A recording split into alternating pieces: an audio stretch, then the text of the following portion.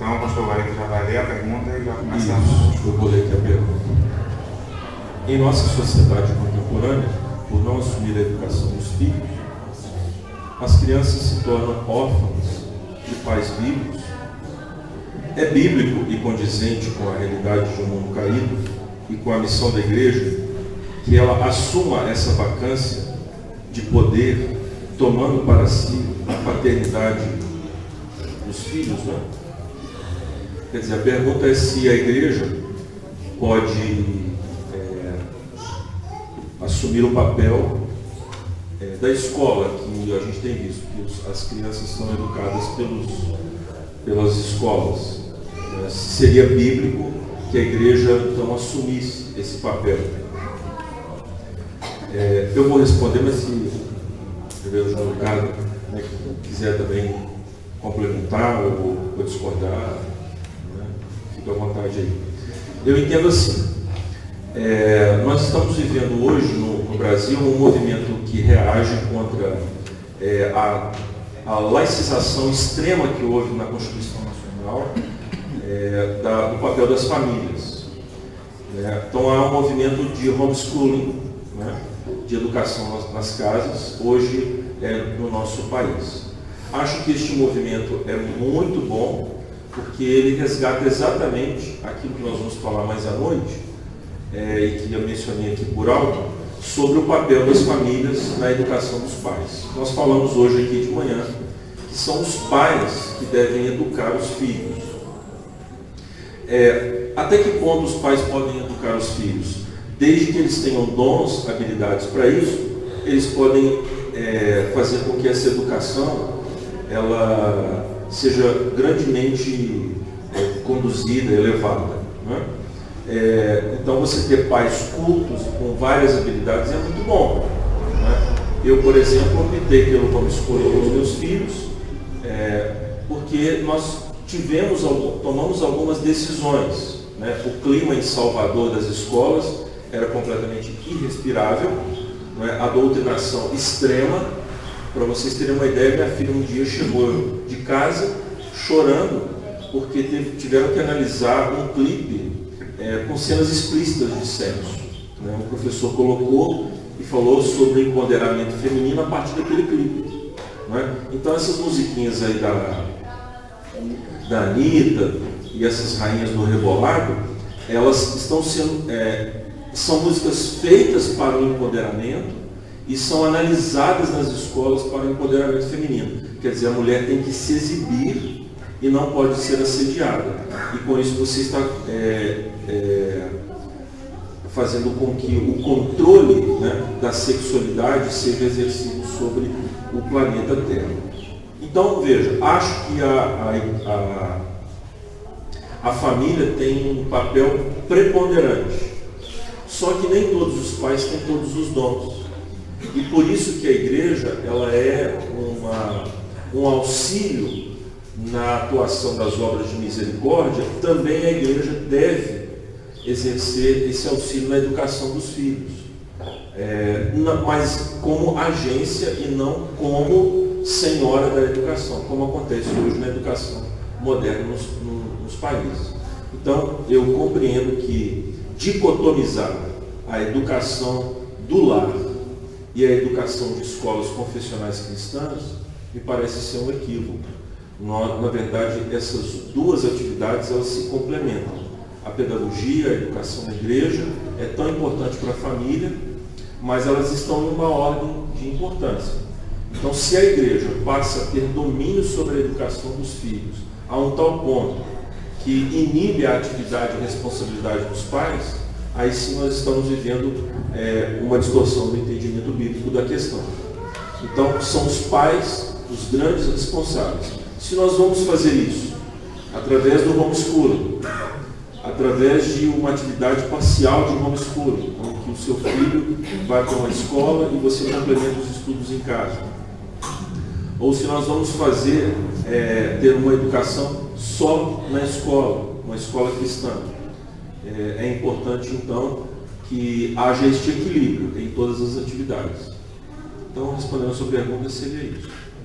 Porque hoje há essa polarização, Não, a educação é só dos pais, sim, mas a igreja, Paulo diz em Efésios que a igreja serve para o aperfeiçoamento do santo, e que há um discipulado que a igreja exerce.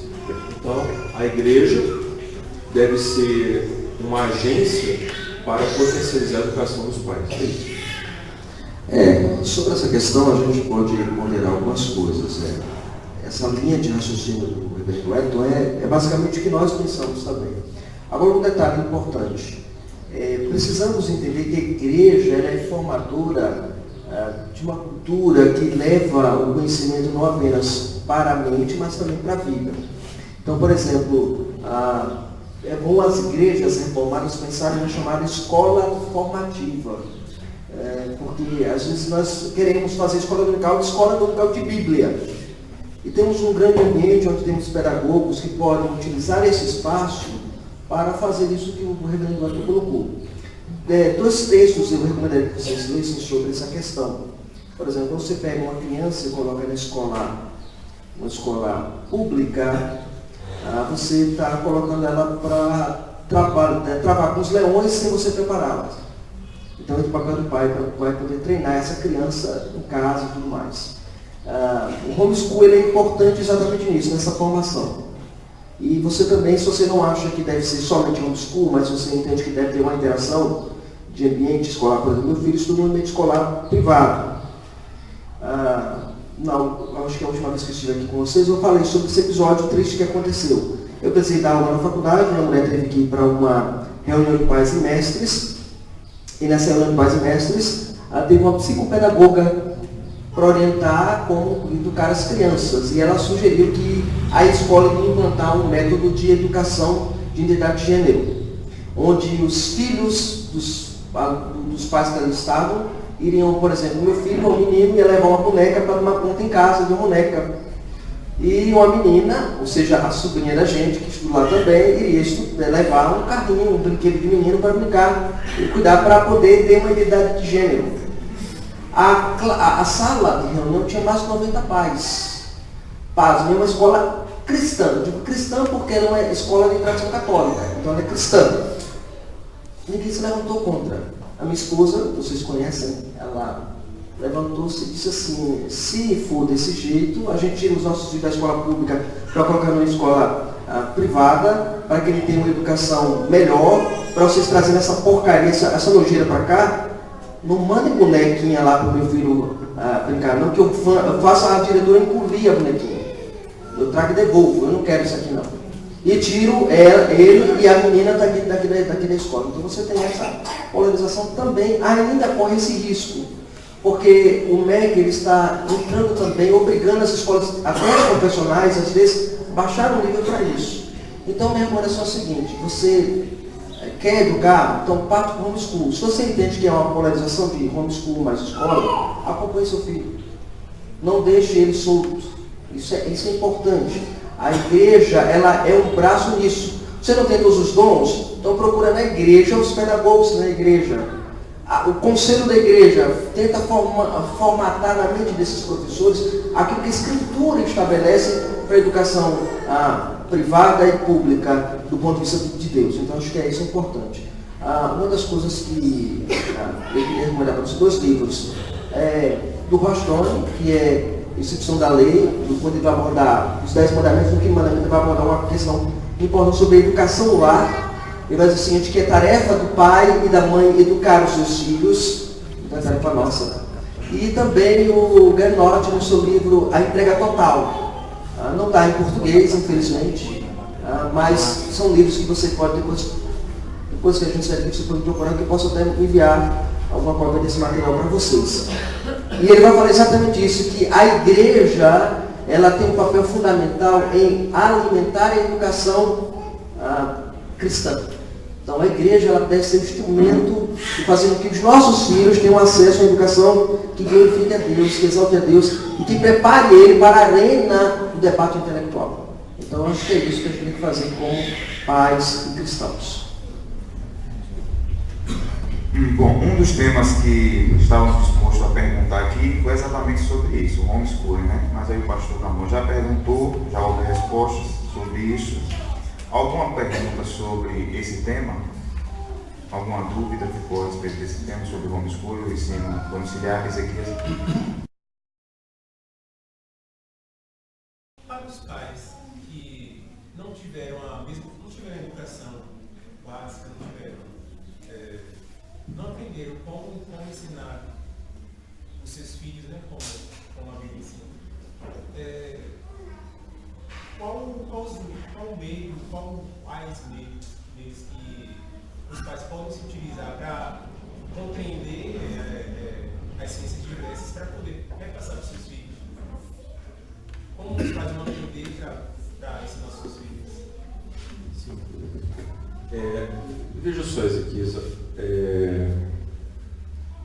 toda longa caminhada ela é feita de pequenos passos.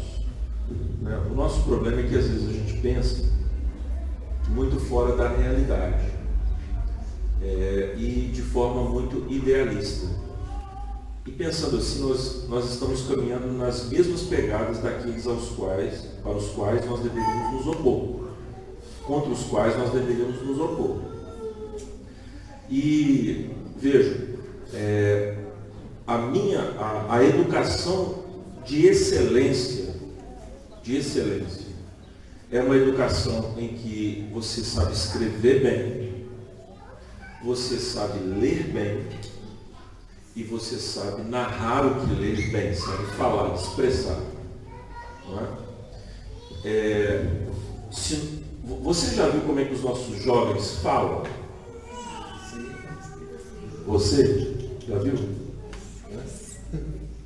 Você já viu? Você já viu? Né?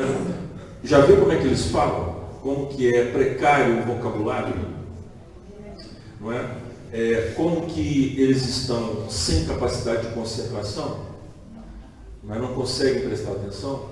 É porque aconteceu algo no meio do caminho. Um deles foi o sacrifício dessa educação de alta qualidade. Não é? Eu sempre falo isso. Na minha idade de adolescente, não é? Eu li todos os livros de Machado de Assis na escola, não é? Porque os professores mandavam. Hoje minha filha, quando ela saiu da escola, eles estavam mandando ler o Diário de um Banana. Melhorou muito, né? Melhorou muito. Então, o domínio da linguagem, nesses 3 aspectos que eu falei, é fundamental. Agora, como dar passos pequenos, seguros nessa direção? Pedindo a Deus que nos abençoe. Então, eu entendo que na minha casa, eu vou dar o exemplo como começou. Né? Eu dei as crônicas de Nárnia, para os meus meninos lerem, e eles liam um capítulo, escreviam um resumo de 10 linhas sobre o capítulo que leram e contavam o capítulo. Os meus meninos hoje são mais cultos, né? Mariana domina completamente o inglês e eles são mais cultos, já leram coisas, mas foi assim, com esse começo bem simples, do que muita gente universitária. Os meus filhos são extremamente tímidos, porque eles são criados muito próximos, mas eu sempre entendi que isso é bíblico. Quando eu os soltar, né, na igreja eles estão sempre perto de mim. Eu não solto os meus filhos na igreja, nunca soltei, sempre próximo. Porque eu é que insiro os meus filhos no ambiente público. Desconectar a criança do ambiente privado do lar para o ambiente público é da pedagogia moderna. Então, até alguns pais na igreja falam assim, não, a gente tem que expor os nossos filhos para eles aprenderem a viver. Não é isso que a Bíblia ensina. A Bíblia ensina a nós protegermos a infância, instruí-la, como o nosso irmão falou, para que elas tenham preparo a fim de enfrentar os leões lá fora. Então, Ezequias, eu digo o seguinte, cada um dos pais que estão aqui, se eles se sentirem tocados, se sentirem desafiados, amarem de fato o Senhor, eles vão dar pequenos passos para salvar a inteligência dos seus filhos. para guardar o coração dos seus filhos. E os pequenos passos que podem ser dados é isso: ler, escrever e contar. Pasmem, senhores, mas isso faz muita diferença. Né? Então, é simples assim. Agora, se nós entregarmos o nosso filho para a televisão, empanturrarmos a mente dele de imagens, ele vai perder a concentração, vai virar um bichinho dentro de casa, não é? Em que você cutuca e ele fala: estou com fome, quero dormir, e não vai conseguir mais raciocinar e nem pensar. Porque o cérebro, irmãos, é plástico. Em que sentido? A tendência do cérebro, da mente humana, é reagir aos raios que são emitidos da televisão. Tudo que nos é apresentado diante dos nossos olhos, o nosso cérebro exerce atenção. Por exemplo, se você está de costas, alguém fala: calma, não. O que você faz? Você continua de costas? Você vira para olhar. Não é? Porque a gente escuta com o olho. Não é? E vê com o ouvido. Não é? Os sentidos, eles se interpenetram na atividade do conhecimento. Então, os nossos filhos, por que eles estão cansados? Por que nós não temos capacidade de concentração? Porque estamos super expostos a imagens. A gente não sabe ouvir porque não há pais que nos narram as histórias bíblicas. Não é? Qual de vós aqui sentou com os filhos e contou para eles o Sinai? Não é? Não leu não, contou. Contou a história, para que eles imaginassem ao Sinai, langor de trombeta, saraivada, nuvem negra, e o Senhor falou: não terás outros deuses diante de mim. Aí você engrossou a voz, foi falar nos 10 mandamentos de cor. Os nossos filhos do passado foram educados assim, e foram homens muito mais excelentes do que os nossos. Então, Ezequias, devagar e sempre, que eu estou com pressa.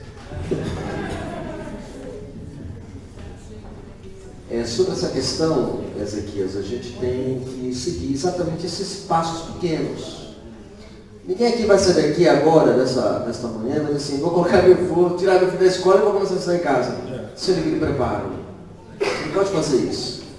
Você tem que ir pensando no primeiro princípio: por que eu quero que meu filho tenha uma boa educação?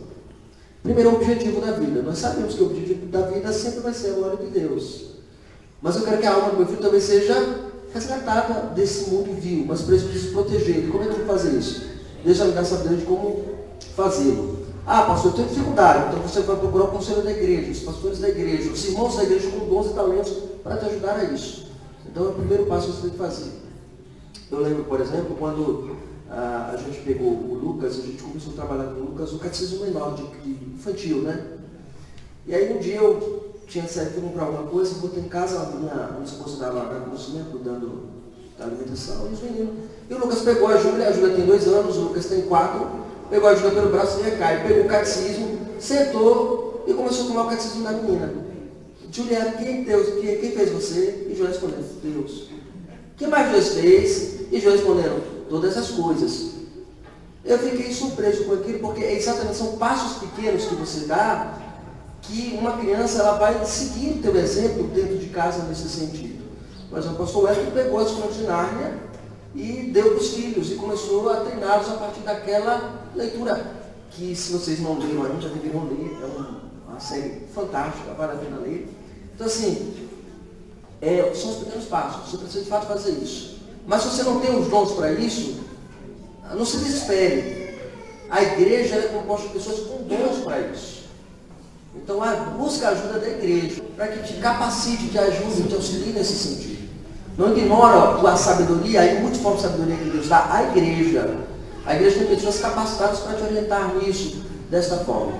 E aí é o papel fundamental seu, como pai, dizer assim: eu preciso preservar meu filho. Não é sair daqui: a igreja, o conselho da igreja de Pirá está promovendo o homeschool. Não está se promovendo o homeschool. Está sendo assim, é o melhor, digamos assim, o que nós temos de melhor no momento, mas pode ser melhorado. Pode-se pensar de outra forma, pode-se fazer de outra maneira, mas sempre pensando naquilo que glorifica a Deus, naquilo que exalta a sua palavra e naquilo que edifica a alma dos meus filhos. É isso que eu tenho que pensar. Porque, gente, uma das coisas que a gente tem que aprender é que a luta no marxismo cultural é pelo coração de nossos filhos, pela mente deles. Não é por causa da quantidade de crianças que tem na escola, não.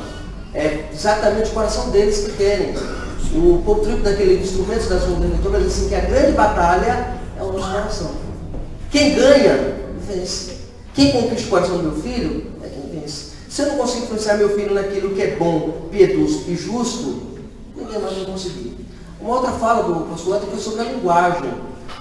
Platão, no seu discurso sobre Cratílio, que é um discurso quase não conhecido, vai falar exatamente disso. Sócrates, debatendo com o Cratílio, vai dizer assim, olha, Cratílio, você diz que a linguagem não expressa a realidade. É o que a gente vê hoje, né, no discurso das escolas, da mídia de modo geral, da literatura. Então você percebe que a linguagem ela diminuiu para dizer assim, ela não expressa mais a realidade que você vive. E você em casa vai conseguir usar todas essas esferas da abstração, do conhecimento, do entendimento, para que a criança possa desenvolver-se. Então eu acho que o primeiro passo é você saber para que você quer fazer. Para que eu quero tirar meu filho da escola? Qual a razão que eu quero tirar meu filho dessa escola? O que é que ela está trazendo de bom ou de maléfico para o meu filho? Essas coisas tem que primeiro pensar dessa forma. Segundo, o meu alvo supremo qual é? É a glória de Deus. Decorrente disso, a salvação do meu filho. Então eu preciso pensar nessas duas coisas que eu acho que dá para conduzir a gente nesses primeiros passos. Ninguém aqui sai daqui e vai tirar seu filho da escola e colocar na Ramos sem o devido preparo. Não façam isso. Só complementar aqui rapidamente, dar uma ideia para os irmãos da importância do que nós estamos falando. As estatísticas do IBGE, pesquisas, você tem muitos técnicos envolvidos nas estatísticas do IBGE e um dado muito curioso que tem sido divulgado é que a vida mental de uma criança se forma do primeiro ano de idade aos 7 anos. Então, as conexões neurais que de fato são definidoras para a inteligência, né, dentro da população de neurônios, né, quer dizer, essas sinapses, o nome técnico é esse, né, as conexões neurais que formam, que são importantes para a inteligência, você tem isso de 1 a 7 anos. Veja quão pouco tempo nós temos para educar os nossos filhos. É muito pouco tempo. Porque a alteração dessa composição neural vai ser muito pequena ao longo da vida dessa criança. Ele vai ter uma alteração na adolescência e depois acabou. Se ele for demente, já era. Então, veja só, por que é uma facilidade enorme para as crianças aprenderem línguas, para a memória, não é? Para o desenvolvimento da fala. Quando a gente vê uma criança com um vocabulário rico, pode ter certeza que os pais dela são inteligentes, na maioria das vezes. Pode ser que os pais são bestas quadradas, mas é muito interessante você notar isso. Então, coisas simples, irmãos, que vão alterar a vida dos seus filhos sensivelmente. Fale corretamente dentro de casa. Procure falar palavras claras. Outra questão importante, debata com os seus filhos. Terceiro, formação do imaginário. Isso é fundamental. Eu vou dar uma pincelada aqui, é coisa rápida, simples, mas só para vocês entenderem a importância disso. O pastor João Ricardo falou sobre a questão da linguagem. Nós pensamos e entendemos as coisas por analogia. Nós entendemos uma coisa através de outra, não é? Através desse esquema indutivo. Vamos comparando, pesquisando, relacionando, e a nossa compreensão se dá através desta analogia. Então, quando eu estou no mundo e essas imagens que eu recebo, não é, são conceitos que vão sendo formados e que me vão dar alta capacidade abstrativa. Quer dizer, o que é abstração? É você pensar, é você retirar de um todo e assim ter um conceito. E veja só, nós cremos em um Deus trino, não é isso? Não são três deuses, são três pessoas, mas eles são identidades, eles formam uma triunidade. Esse é um conceito simples ou abstrato? Abstrato. Você sabe que no Antigo Testamento há o gênero narrativo e no Novo Testamento o gênero epistolar. Qual que é mais abstrato? O epistolar. Tanto que a incidência de preposições é absurda no Novo Testamento. As preposições são transpositores, ou seja, eles elevam o sentido das palavras. E, portanto, é abstrato o uso de preposição. Você é daqueles que sempre tem dificuldade no inglês? In, on, at, né? Quando usar o in, quando usar o on, quando usar o at. Por quê? Porque a preposição é difícil. É difícil. Para, então, você ter capacidade abstrativa, estamos falando de concentração, você precisa de um imaginário rico. Quem tem um imaginário pobre vai ter dificuldade de tomar decisões. Então vai cair ou na libertinagem ou no legalismo. O que é a libertinagem ou o legalismo? Formas burras de agir. Porque ele só vê essas duas opções. Ou eu sou libertino ou eu sou legalista. Mas agir com sabedoria é preciso imaginação. Como que nós podemos então planejar a nossa vida? Imaginando situações. Como nós vamos fazer isso sem imaginário? É preciso então ler literatura imaginativa. Crônicas de Nárnia, poesia. E a Bíblia está cheia desta literatura. E nós não lemos essa literatura, por isso que a nossa capacidade de abstração está tão comprometida, por isso que os nossos cultos são chatos. Por isso que o pregador, quando passou de 40 minutos, o povo enlouquece. Enlouquece. Pastor, o irmão está pregando demais. Porque tem pregador que é chato mesmo. Mas se ele está despejando o conteúdo bíblico na igreja, se ele está trazendo as riquezas insondáveis de Cristo, com uma exegese brilhante, se ele está nutrindo a igreja do ponto A. Né? Por quê? Porque nós não suportamos mais o discurso. Ei, pastor, não tem como mostrar o sermão, não. Tem pastor que está pregando o sermão. Eu me recuso a aceitar isso aí. Aceitar o sermão no slide, não é porque slide é do demônio, não, viu? O slide não é de Satanás, não. Mas é porque nós estamos numa cultura de imagens absurda. E nós precisamos nos libertar disso. Começar a ler, começar a ouvir, a começar a falar. Porque senão, irmãos, não tem como pregar o Evangelho. A coisa é séria. Os nossos filhos não conseguem entender o que a gente fala. Não é só porque eles são desobedientes no sentido moral que eu estou falando, mas porque falta intelecto, eles estão emburrecidos. A infância da igreja, de uma maneira geral. E os pastores calvinistas dizem assim, Deus é soberano e converte. Sim, filho. Deus converte. Mas a revelação natural prepara o caminho para o especial. Então, por isso que Calvino quis educar o povo. Porque ele não prega num vácuo. Então, irmão, Satanás ele está investindo contra a linguagem para destruir a pregação do Evangelho. Não tenha dúvida. A cultura bíblica é uma cultura auditiva. É uma cultura auditiva. E se nós desaprendermos a ouvir e queremos ver, vamos comprometer a pregação do Evangelho e a inteligência de uma maneira geral. Então, os passos são simples. Compre livros.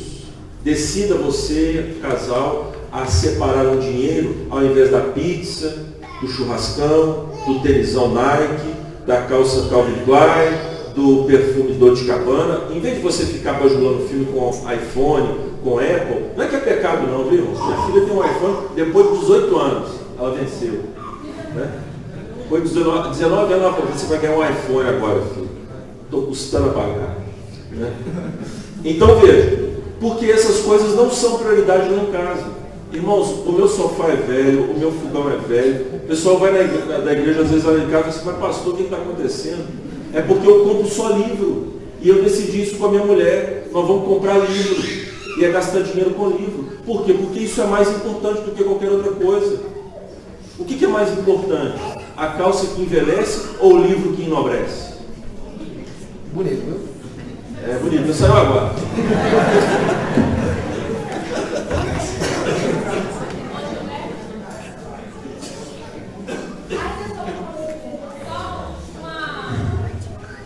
Vá. A gente, eu digo por mim, para a realidade da maneira que a gente convive. A gente faz parte de famílias financeiramente pobres. E que o principal meio de recurso é o trabalho que tem sendo empregado e o mais bem sucedido daquele que é concursado. Que às vezes exige também ter uma faculdade. O meu conteúdo que eu poderia ensinar para o meu filho, como fazer as faculdades, para aprender a somar e tudo mais, falar bem, escrever bem, não cobre a minha necessidade de saber o conteúdo que o vestibular cobra. A boca. Não cobre a necessidade que os concursos apliquem. Então, assim, essa é a minha mera opinião. Eu entendo que algumas coisas é interessante, mas há necessidade do nosso filho ir para a escola. Porque eu poderia ensinar sociologia, eu não poderia ensinar de casa, mas ensinar no meu ponto de vista de sociologia, de filosofia, mas para ensinar, ensinar a matemática, aquela que é cobrada no concurso vestibular, a física, aquela que é cobrada no vestibular, e outra a necessidade de aprender, porque eu já não conheço mais concurso, pela minha idade, eu nem escolhi ficar em casa, dos meus filhos, mas meus filhos vão precisar ser um concursado, porque a misericórdia de Deus isso é um fato sucedido. Então, eu estou dizendo a nossa realidade, não tem como, não tem como, se meu filho não for para a escola. Eu vou dizer por isso. Não é verdade. Eu não concordo na verdade relativa. Mas eu tenho a nossa realidade hoje. Excelente pergunta. Sejam breves. Então, veja bem, como é o nome da irmã? Claudiana, minha querida. Veja, nós temos ações de curto, médio e longo prazo.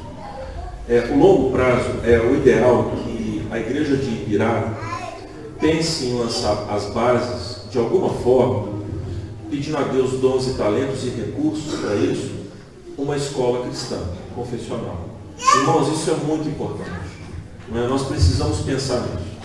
E no longo prazo, temos, por exemplo, influência política para que haja alterações na legislação brasileira, que inclusive vão afetar essas questões que você levantou sobre concursos públicos.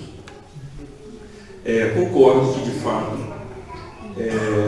há ações de longuíssimo prazo que interferem nesse aspecto aí. Então, como que eu fiz? A educação está uma porcaria, está demais, está delírio. Então, eu fui complementando até uma certa idade, monitorando muito bem o que os meus filhos estavam aprendendo e procurando acrescentar outras literaturas, enriquecer o currículo desses meus filhos e dar a diretriz bíblica desse currículo, procurando fazer isso. Se você não sabe, peça ajuda ao seu pastor, acesse a internet, se vira, mas você precisa dar conta disso, porque Deus vai cobrar isso de você. Quando eu chegar no céu, a primeira pergunta que Cristo vai me fazer é: Wellington, o que você fez com a família da aliança? Ele não vai me perguntar de Brotas e não vai perguntar para Camon de Ibirá Vendas. Então nós precisamos entender a importância disso. Agora, ações de curto prazo seriam nessa direção. Você direcionar, você procurar pesquisar ajuda para dar o direcionamento. Eu tenho o privilégio de ter uma irmã que tem uma escola na minha cidade natal e que ela usa o material do Mackenzie. Não tenho nada oficial nesse sentido, mas tive notícia, vou colocar nesses termos porque eu não tenho nada oficial, que o Mackenzie vai se envolver na concessão do material didático dele, que é muito bom, para homeschooling. Então, quem tem escola pode adotar o material do Mackenzie, aqui eu não estou fazendo propaganda, mas o material é bom mesmo, ou pode usá-lo no contexto do homeschooling. Já há solicitações no nível dos presbitérios e os concílios da igreja, nesse sentido, para que a nossa editora e também a nossa universidade, Mackenzie, trabalhe mais de perto com as famílias. Então, isso são alternativas que estão surgindo, que podem elevar a educação dos nossos filhos, e nós enfrentarmos o Enem. Minha filha vai fazer Enem, não estou com medo nenhum, se não passar, pior que o Enem. Né? Porque, veja, irmãos, eu preparei minha filha para ser mãe. Ela quer ser médica. A prioridade dela é ser mãe. Então, e o meu filho, eu tenho preparado ele para ser o provedor. Então, ele tem que ir para a guerra. Não quer dizer que a minha menina vai ser só dona de casa e uma médica culta para ser dona de casa. Mas ela terá muito mais habilidades para ser uma mãe maravilhosa, sendo uma mulher que tenha grandes conhecimentos. Né? Então, me parece que é uma questão de prioridade. Né? A prioridade dela é ser mãe, porque a Bíblia diz que a prioridade da mulher é ser mãe. A prioridade do esposo é prover o lar. Então, a mulher vai ser burra? Não, pode fazer faculdade. Mas o dia que a barriguinha crescer, você vai ter que entender qual que é a sua prioridade. Não é se empoderar, emancipar-se. Eu quero ser uma mulher moderna. Não, é cuidar dos seus filhos. É cuidar dos seus filhos. É radical, mas como diz o Capitão Nascimento, né? Quem disse que a vida é fácil? Caminhando para o final, pessoal, tem uma pergunta aqui que não pode deixar de ser feita, um tema que a gente não pode deixar de falar rapidinho. Esse aqui, Escola Sem Partido é um movimento político criado em 2004 no Brasil e divulgado em todo o país pelo advogado Miguel Raggi. Ele e os defensores do movimento afirmam representar pais e estudantes contrários ao que chamam de doutrinação ideológica nas escolas. Professores, estudantes, políticos, juristas criticam o programa Escola Sem Partido. Segundo eles, o projeto de lei restringiria a liberdade de expressão e prejudicaria a plena formação da escola de todos os níveis. Esse projeto pode ser uma ferramenta contra o controle educacional e, no caso dos professores evangélicos, que também terá que se submeter ao projeto, seria um mal necessário?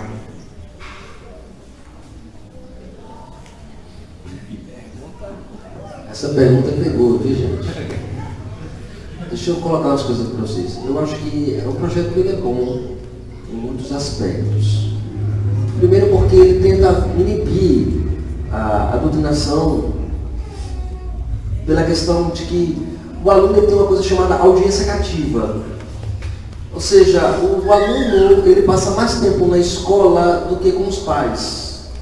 E essa audiência cativa faz com que ele se torne uma presa fácil quando ele não é bem treinado. E raramente, como nós temos aqui uma Claudina colocando, raramente nós temos esse preparo de formar a mente do nosso aluno ou do nosso filho para que ele possa encarar isso. Por exemplo, eu sou professor de filosofia numa faculdade lá na cidade e exatamente você percebe exatamente isso. Se você for um professor mal intencionado, você consegue levar eles embora em toda a discussão. Então lá eu discuti vários assuntos, vários temas eu discuti com eles. E trabalhei exatamente algumas coisas que são diretivas. Por exemplo, uma das coisas que eles falaram é que o último professor que tinha na sala de aula de filosofia foi tirado do programa disso porque ele era muito religioso. Então você já vê que já está dentro da cultura de universidade que religião e crença, ideologia cristã não pode. Mas vem trazer uma ideologia contrária, por exemplo, gramscianismo, né? Você coloca Gramsci, toda a cultura marxista são colocadas dessa forma. Então, assim, eu acho o projeto ele é muito bom por esse princípio, de que ele mostra que o aluno ele não é obrigado a seguir a ideologia daquele professor, daquele dito orientador. Por outro lado, quem é cristão vai ter que ter mais, digamos assim, uma ponderação maior no que vai colocar, no que vai dizer e como dirigir a sala de aula para o caminho que ele quer levar. Por exemplo, eu fui falar sobre metafísica, e o problema da metafísica é um problema da unidade e multiplicidade. E eu comecei a discutir isso falando dos pré-socráticos, depois os pós-socráticos, trabalhando sobre que há muita coisa espalhada no mundo, mas algo tem que ter uma unidade, tem que haver um unimúltiplo. E a filosofia não conseguiu resolver o problema. E aí fui caminhando com eles, até que dado momento eu perguntei para o aluno qual a razão, aonde você encontra essa explicação? E um aluno lá atrás me disse assim, professor, só tem uma explicação, na trindade do cristianismo. Então o aluno falou, eu cheguei na quadra assim, desenhei o triângulo, que é um símbolo emblemático da trindade, e mostrei exatamente essa questão do múltiplo encontrado no cristianismo. O que Sheffield já discutiu no seu livro lá, ao Deus que se revela. Então, eu não precisei forçar o aluno a dizer assim, você precisa acreditar que é o cristianismo. Não, eu fui levando dentro dessa estrutura para não dar na cara de que aquilo ali, eu estava querendo levar ele para aquele caminho. Que ele entendesse que o caminho era aquele. Isso se chama fazer uma boa pedagogia nesse sentido. Então, você deve olhar para esse projeto, eu olho com bons olhos nesse sentido, de que ele vai limitar os opositores da fé cristã a se perpetrar como autônomos, né, do saber e do conhecimento. Por outro lado, vai nos dar a oportunidade de dizer, olha, eu preciso caminhar por aqui e levar, porque o verdadeiro conhecimento inevitavelmente vai levar você àquela consequência lógica. Quando ele é falso, ele vai levar a uma primícia errada. Então você vai ter essa, eu acho que é bom, eu acho que é benéfico nesse sentido. Não sei se tu concorda, talvez discordo, mas eu acho que é benéfico nesse sentido, levar para esse caminho da não doutrinação. Isso, concordo sim. Agora, complementando, escola sem partido, nós já vimos que é impossível. Né? Porque sem partido é o partido. Não tem como. O que eles estão colocando, e aí o João Ricardo colocou muito bem, é evitar, é fazer essa filtragem dessa doutrinação tão aberta, ostensiva, que tem um lado e que vem com essa carapaça, esse escamoteio aí de laico, né? Uma educação laica. Mas, na verdade, a educação laica, ela tem um lado, desde que não seja o cristão. Qualquer coisa, qualquer bestialidade pode entrar hoje na escola, desde que não seja nada dogmático, que seja exigido como um dogma, uma verdade absoluta. Nem a própria atividade do conhecimento. Mas eu vou fazer o seguinte, eu vou usar o exemplo de uma escola cristã para vocês entenderem o que eu acho que deve ser a escola sem partido. O que faz uma escola cristã? Uma escola cristã, ela ensina que 2 mais 2 é 4? Que Pedro Álvares Cabral descobriu o Brasil? Não, eu sei que tem controvérsia. Né? Eu sei que tem controvérsia. Mas enfim. Em tese ensinaria. Em tese ensinaria. Né? Então, uma escola cristã, por exemplo, poderia usar química, física. Ela vai ensinar essas coisas, esses conteúdos. Mas o que vai diferenciá-la é que ela vai acoplar, ou seja, ela vai ao mesmo tempo exercer algumas atividades que assegurarão a sua confessionalidade, o seu direcionamento. Isso pode ser feito de forma muito sábia, não apenas através do cultinho, mas de relacionar aquelas ciências com aquilo que a Escritura nos diz sobre Cristo como centro de todo o conhecimento. É preciso habilidade para fazer isso, é preciso habilidade para argumentar favoravelmente, Agora, você tem que entender que ali não é pregação. A escola cristã não tem que pregar o Evangelho. Necessariamente no contexto da aula. Ela pode fazer isso convidando os descrentes da escola, os pais, através de uma capelania, onde ela fará diretamente esse trabalho. Mas no restante, o que ela vai fazer é transmitir verdadeiramente conteúdos de forma bem inteligente, capaz, e também fazer referência àquilo que a Escritura nos ensina como Jesus como centro do conhecimento.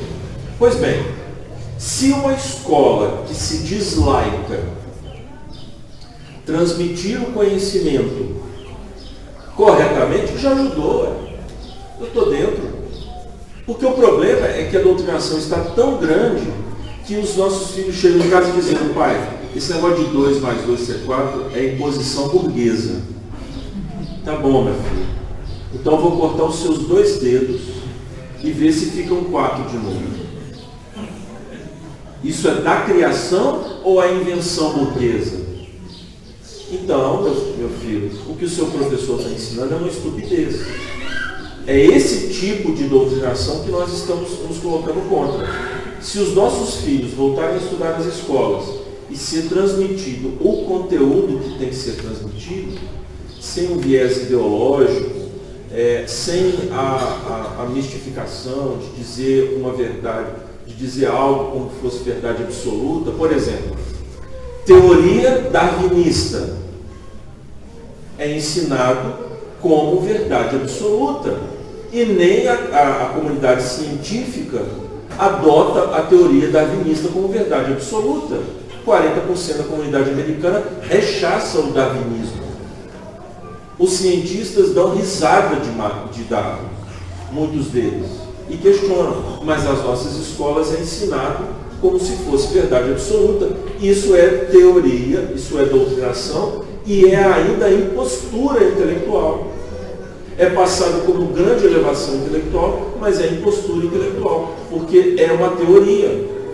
E o design inteligente tem sido sim ensinado em algumas escolas, e eles têm cabedal científico para poder ensinar sim, porque você vê a intencionalidade na criação.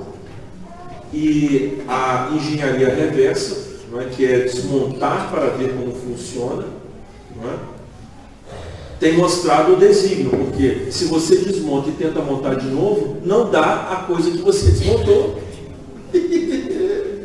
Então tem um ser inteligente que sabe designar, que sabe intencionar a sua criação. Isso é um outro assunto, mas que a inteligência, que o universo não é um caos, por favor, né? Não me digam.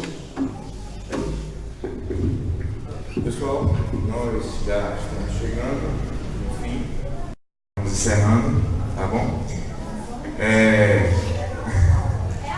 Vocês, já não é mais minha culpa, tá, gente?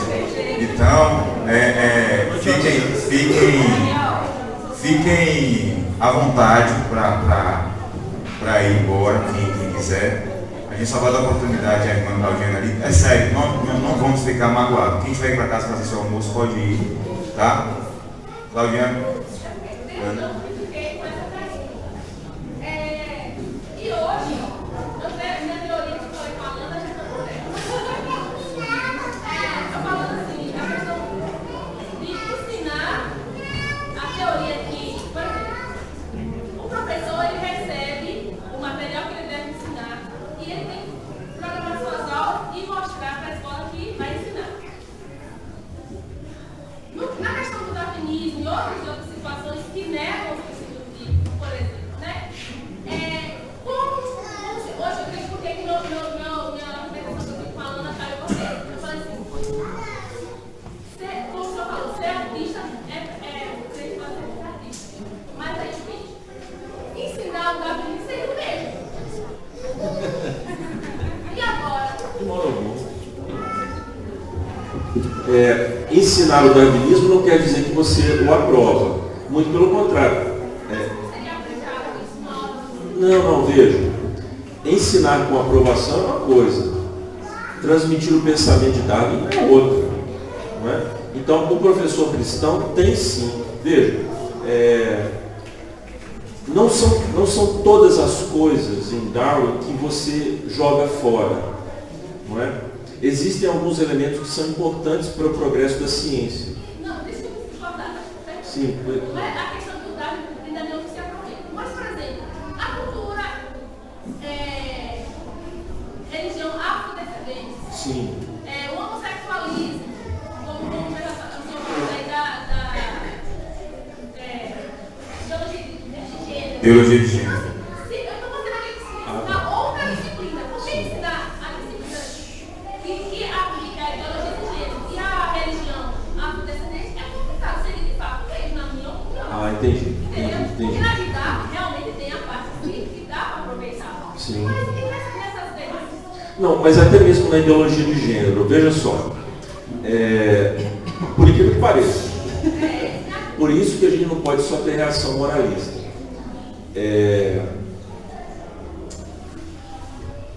Deixa eu lembrar aqui o nome.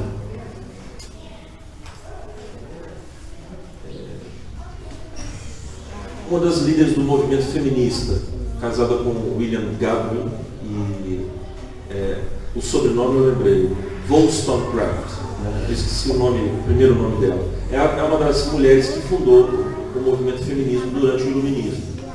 Não é? Quando ela cobra a dignidade da mulher, e isso você vê no movimento feminista agora, não é? A integridade do corpo, a dignidade do sexo oposto. É óbvio que as premissas, as razões pelas quais essa cobrança ocorre, elas estão contaminadas por um desejo libertário, autônomo, contrário à natureza, à criação.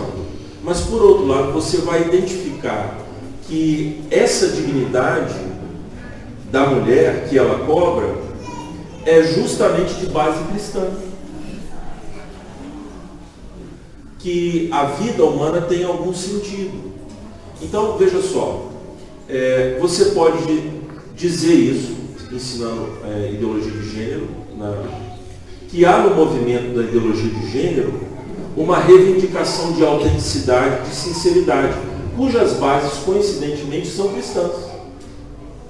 Pois nós fomos criados à imagem e semelhança de Deus. De onde veio, onde que se espalhou essa ideia de identidade, de indivíduo? Da Grécia e do cristianismo. Você não tem a ideia de indivíduo em culturas pagãs, animistas. A ideia de identidade é cristã. Então, até quando os gays falam, eu tenho a minha identidade, ele está refletindo uma identidade cristã. Então, olha só, tem que ter habilidade. Tem que ter habilidade. Mas, por outro lado, quando chegar ao aspecto moral, se posicione. Isso aqui eu não ensino. Então a senhora vai ser demitida. É a cruz que Jesus mandou a gente carregar. É o beijo. Né? Eu ensino, falo e demonstro. Reflito o pensamento. Foucault pensa assim, John Willis pensa assim, fulano pensa assim. Eu posso reproduzir esse pensamento e falar e argumentar.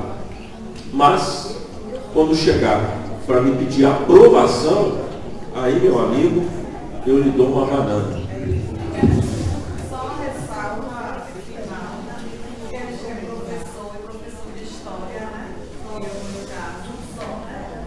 Então, assim, quando a irmã coloca a interpretação dela, a interpretação da gente como professor. Mas quando a gente tem a certeza de que nem todo historiador vai sair da universidade louco, sem princípios, né? Então, o que a gente contribui mais na escola, de forma sutil, a direcionada, né, Gil, essa questão, né?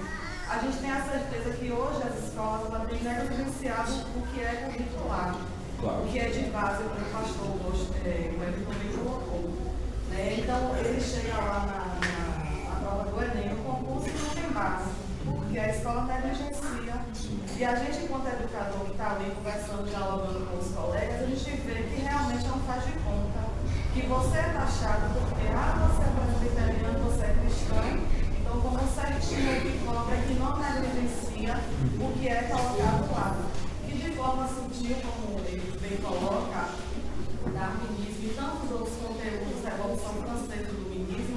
a gente vai pegar de base o que o cristianismo prega, né? O que é a nossa essência e o que Cristo nos coloca ali enquanto missão. Então, é complicado, mas é tranquilo. Eu, professora, cada dia que vem um pastor trabalhar essas temáticas é outra turma, né? A gente vai se reavaliar enquanto professor, enquanto mãe, o que é que nós colocamos. Mas que de fato a escola pública laica tem negligenciado realmente, de fato, o que é colocado na grade curricular. Deixa só, desculpe, mas só para complementar o que nossa irmã falou. Um dos aspectos da longa marcha gramsciana sobre as instituições brasileiras foi a impermeabilização bibliográfica. O que é isso? Só tem livro que fala do ponto de vista marxista esquerdista. Então isso foi feito através de editoras, através de políticas de Estado e tantas outras iniciativas. Hoje está sendo jorrado no mercado uma leva imensa de literatura boa, que não tem necessariamente vinculação cristã, que nos conta a outra história da Revolução Francesa, que se matou mais durante a Revolução Francesa do que 300 anos de Inquisição. Você sabia disso? Que o movimento da Revolução Francesa foi muito mais sanguinário do que tudo que a história produziu até aquele momento. Então esses livros estão chegando por conta de pessoas que têm um pensamento mais conservador e que estão dando boas informações de qualidade. Porque necessariamente, irmãos, todo marxista é um canalha de saída. Porque alguém que nega o intelecto, alguém que nega a formulação, o conhecimento dos fatos em detrimento das ideias, é alguém que não tem compromisso nenhum com as evidências. É um intelectual canalha. É um canalha. Ele está pronto para distorcer a verdade dos fatos, justamente para que eles se adequem à sua perspectiva ideológica. Então, o marxista é um canalha de saída. Ele já se corrompeu lá, quando no altar da bruxaria de Marx, ele fez sua macumbinha lá. Então, eu acho que essa é uma outra saída. Ter acesso a essas literaturas boas, para mostrar que nós somos professores, somos cristãos, professores de excelente qualidade, que nós conhecemos do riscado. Uma questão importante aqui, daquilo que a Fabiana colocou, eu queria só recomendar a literatura de um livro que é um livro que circulou em 2012, mas que foi pouco popularizado no Brasil, até porque os ativistas gays tentaram embargar a tradução, a publicação e a circulação do livro. É o livro A Estratégia, do reverendo Louis Philip Sheldon, é um pastor presbiteriano, publicado pela Central Gospel, É um livro que é excelente, que aborda para nós como começou a ideia de identidade de gênero. Por 33 anos, o reverendo Sheldon, ele estudou o tema, é um dos fortes nos Estados Unidos contra o movimento ativista gay. É um livro que eu diria que todo pastor, todo presbítero, todo membro de igreja deveria ler. O capítulo 6 desse livro vai abordar dominando a escola, que é quando eles entram na escola para exatamente pregar isso, entendeu? Essa identidade de gênero e tudo, forçar professores conservadores a entrarem naquilo que o pastor falou aqui sobre aquela confusão, aquela dislexia que acontece, aquela guerra que existe, comprar a briga moral sem ter preparo adequado para enfrentar isso. E aí ele vai forçar, ele mostra também que há uma força por trás disso tudo de substituir os conservadores das universidades para que de fato professores homossexuais, lésbicas possam entrar nas instituições e fazer com que a grande mágica aconteça. Aqui no Reverendo Guarda, por exemplo, eu falei naquele congresso que a gente teve lá atrás em 2016, dos cadernos de Gramsci, que eu li aqueles cadernos lá do Gramsci, é publicado no Brasil pelo MEC, distribuído pelo MEC e é divulgado pelo MEC para que você tenha acesso àquele material e estude sobre isso. Sobre aquilo que a professora colocou aqui, sobre a ementa, o programa que você acaba fugindo, a escola pública acaba fugindo do programa de educação de fato. Vou dar um exemplo aqui para vocês. Eu fui mencionar a filosofia na faculdade, lá em Riachão, E aí me entregaram um programa de aula de filosofia. Se pegar a literatura, ela é toda marxista. Eu reformulei todo o programa e apresentei para a coordenação. O coordenador do curso, ele não é especialista na área de filosofia. Ele falou assim, não, o senhor vai ter que fazer o seguinte, o senhor vai ter que... Eu tirei toda aquela bibliografia e coloquei a bibliografia que é adequada para a gente estudar. Ele falou, não, você vai ter que... O seguinte, você pode até alterar o programa, mas a bibliografia você tem que manter. Então eu vou fazer o seguinte, vou pegar a minha bibliografia, vou jogar ela complementar e vou pegar de base e deixar de base. Então eu, quando chegava na sala de aula, eu disse assim, gente, a bibliografia de base ela não é adequada, porque ela não se aprofunda nesse conteúdo. Então você vai para a bibliografia complementar e estuda a bibliografia complementar, que ela se aprofunda muito mais do que os outros. E aí os alunos começaram a fazer esse tipo de trabalho. Então assim, a ideia é fazer com que o aluno ele perceba os dois lados, entendeu? E não apenas um lado único. Por exemplo, aquilo que foi perguntado sobre o darwinismo. Se você já leu o livro Criacionismo, uma introdução do Lourenço, Adalto Lourenço, se você lê o Adalto Lourenço, você vai ver lá que ele faz uma proposta dupla. Eu assisti a palestra do Adalto quando ele esteve em Recife, ele falou exatamente que o livro tem essa proposta de apresentar as duas visões, as duas estruturas de pensamento. Então assim, você precisa disso. Então são duas coisas. Adquiram a literatura, por exemplo, esse aqui que o Gilberto está, quem governa a escola controla o mundo. Esse aqui do Sheldon, eu acho que ainda deve ter para vender ainda. E você que é professor, tem a oportunidade de mexer com o programa de aula, mexa com o programa de aula, altere, apresente a sua coordenação, justifique as suas alterações. Por exemplo, teve um cara que colocou lá, no conteúdo pensamento sociológico. Isso aqui não entra em filosofia. Isso aqui não pode entrar aqui. Isso aqui não entra. Aí não, então vamos colocar senso comum. Nós não vamos discutir senso comum na sala de aula. Vamos discutir empirismo. Então vamos tirar aqui empirismo e epistemologia. Então vamos tirar essa coisa aqui e colocar. Então justificar por que você vai fazer a mudança. Se você não justificar, você vai levar porrada.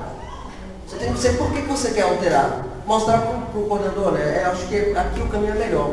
Não desmerecendo o conteúdo que quer aplicar, mas mostrar que aquele conteúdo não é adequado para cada turma. Esse é um caminho.